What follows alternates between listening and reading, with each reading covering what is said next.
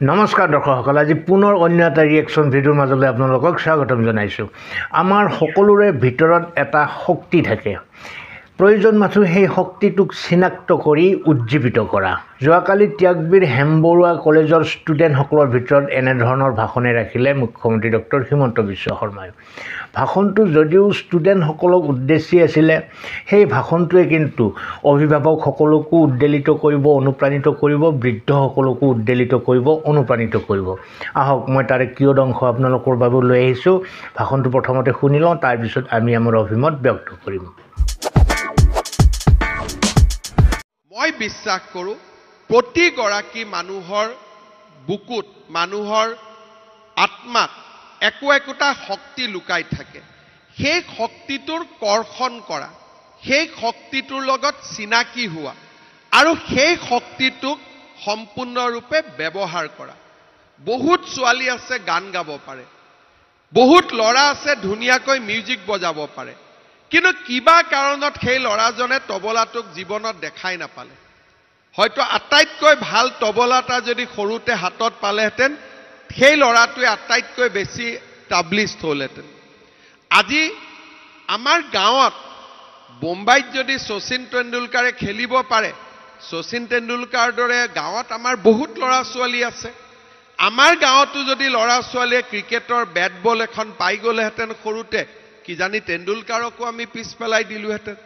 আমাৰ চাহ বাগিচাৰ প্ৰতিগৰাকী ল'ৰা ছোৱালী, তেওঁলোকৰ সাংস্কৃতিক পৰিচয়টোৱে হৈছে ধনু আৰু কাৰ।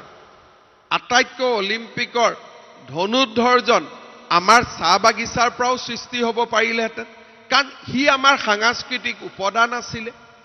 প্ৰতিটো ক্ষেত্ৰতে মই ভাবোঁ মানুহ আৰু ছাত্ৰ ছাত্ৰীৰ মনত লুকাই থকা সুপ্ত শক্তিটো যদি আমি বুজি পাওঁ, তাক আমি আহৰণ কৰিব পাৰোঁ।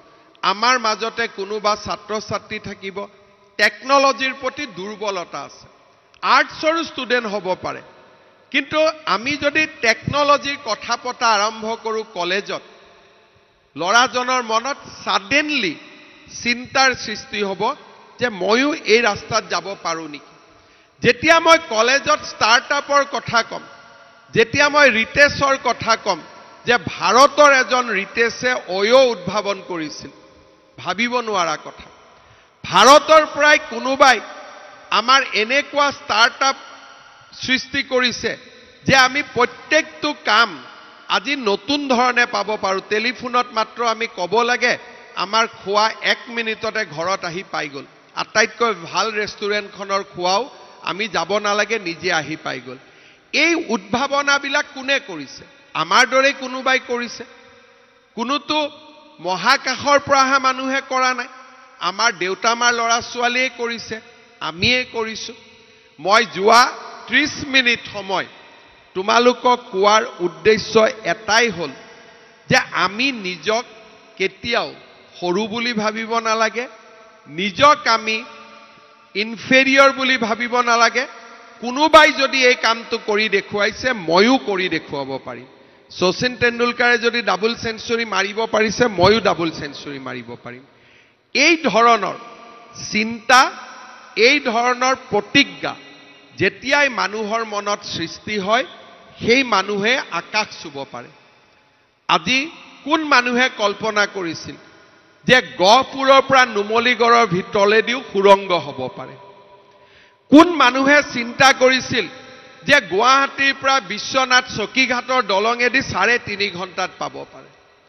কোন মানুহে চিন্তা কৰিছিল যে বিশ্বনাথৰ পৰা উমা তামনিলৈ ৰূপৱে হ'ব পাৰে? কোন মানুহে কেতিয়াবা চিন্তা কৰিছিল যে ত্যাগবীৰ হেমবৰুৱা কলেজকো বিশ্ববিদ্যালয় কৰিব লাগে বুলি মুখ্যমন্ত্ৰীক স্মাৰক পত্ৰ দিব পাৰে? তাৰমানে যিবিলাক কথা 40 বছৰ আগত আমি চিন্তা কৰা নাছিলোঁ, 30 বছৰ আগত আমি চিন্তা কৰা নাছিলোঁ, 20 বছৰ আগত আমি চিন্তা কৰা নাছিলোঁ, আজি আমি সেই কথাবিলাক চিন্তা কৰিব পাৰোঁ।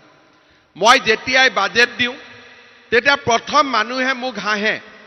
গুৱাহাটীত এইবাৰ মই এটা বাজেটত প্ৰস্তাৱ দিছিলোঁ যে খানাপাৰাৰ পৰা গুৱাহাটী এয়াৰপৰ্টলৈকে আমি গাড়ী দিও নাযাওঁ, বাছে দিও নাযাওঁ, আমি ৰোপৱে দি যাম। খানাপাৰাত বহি দিম, এয়াৰপৰ্টত নামি দিম। আৰু লগে লগে প্লেনত উঠি দিম মানে কি এইবিলাকো সম্ভৱ নে সম্ভৱ অসম্ভৱ মই নাজানো বাৰাণসীতটো মোদী ডাঙৰীয়াই কৰি দেখুৱালে যদি বাৰাণসীত মোদী ডাঙৰীয়াই কৰিব পাৰে গুৱাহাটীতো হিমন্ত বিশ্ব শৰ্মা পদ্ম হাজৰিকাই কিয় কৰিব নোৱাৰে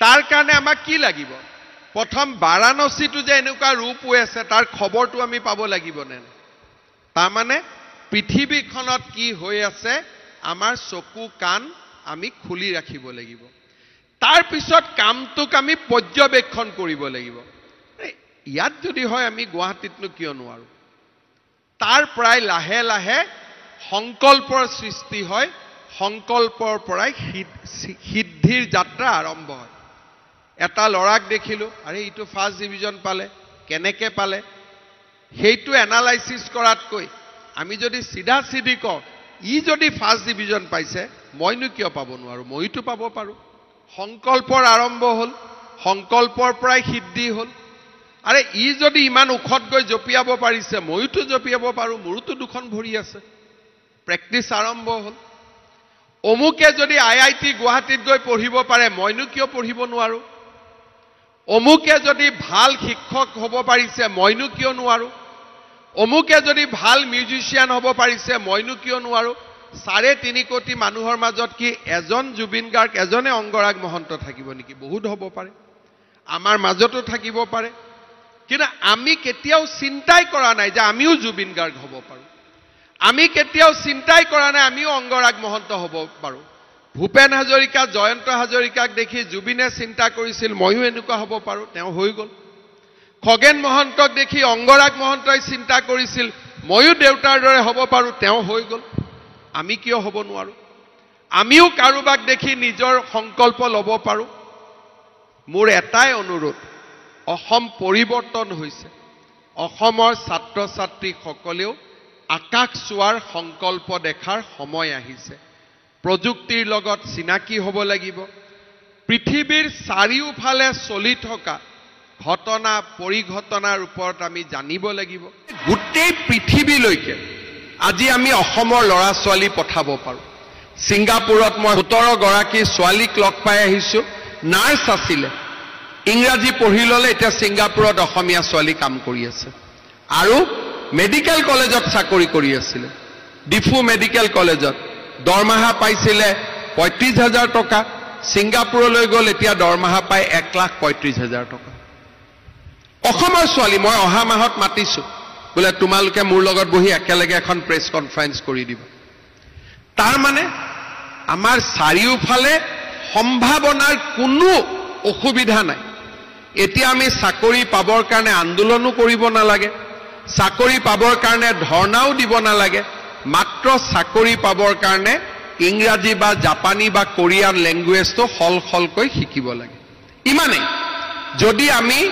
নিজে কম্পিউটাৰ ইঞ্জিনিয়াৰ হওঁ সফটৱেৰ ইঞ্জিনিয়াৰ হওঁ আমিতো আৰু ওপৰত যাব পাৰিম মই এটাই কথা ক'ব পাৰো যে আজি আমাৰ সম্ভাৱনাৰ দুৱাৰ চাৰিওফালে মুকলি হৈ আছে মাত্ৰ নতুন সংকল্পৰে আমি উজ্জীৱিত হ'ব লাগে নতুন পৃথিৱীখনক আমি চাব শিকিব লাগে প্ৰযুক্তিৰ পৃথিৱীখন আমি শিকিব লাগে আৰু আমি নিজক এই নতুন পৃথিৱীৰ এটা পাৰ্ট এণ্ড পাৰ্সেল বুলি আমি অনুভৱ কৰিব লাগে যেতিয়া আমি নতুন পৃথিৱীৰ নিজকে পাৰ্ট এণ্ড পাৰ্সেল বুলি অনুভৱ কৰিম আৰু এটা পৃথিৱীৰ অংগ হিচাপে নিজক অনুভৱ কৰিব পাৰিম যে এইখন পৃথিৱী it is a world of technology it is a world of new knowledge and this is a world of opportunity আমি কতো পিছ পৰি নাযাওঁ মই বিশ্বাস কৰোঁ যে